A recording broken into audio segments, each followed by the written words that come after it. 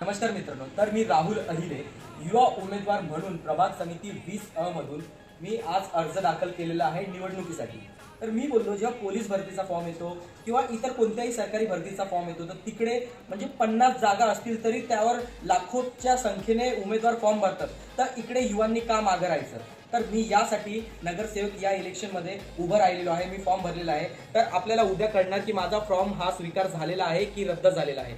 तर युवा उमेदवार म्हणून, सुशिक्षित उमेदवार म्हणून मी उभा राहतोय जनतेचे कामं करण्यासाठी। तर तुम्हालाही माहिती आहे की जे येणारे काळ आहेत त्यामध्ये फक्त युवांना संधी द्या, आणि याआधी ज्यांनी केवढे कामं केले सगळ्यांना माहिती आहे। तर एक संधी मला देऊन बघा आणि मला एकदा पाठिंबा देऊन बघा मित्रांनो। असं नाही की आपल्याकडे खूप सारा पैसा आणि खूप सारी ओळख असली पाहिजे, एक सामान्य मुलगा पण नगरसेवक असो इतर कोणत्याही निवडणुकीमध्ये उभा राहू शकतो, हे मला लोकांना दाखवून द्यायचं, जाणीव करायची।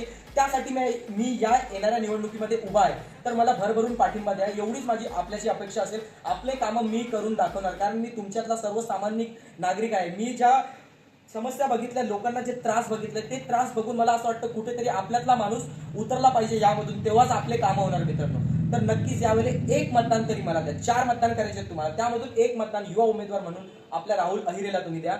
एवढं तुमच्याला सांगणं मित्रांनो। जय महाराष्ट्र।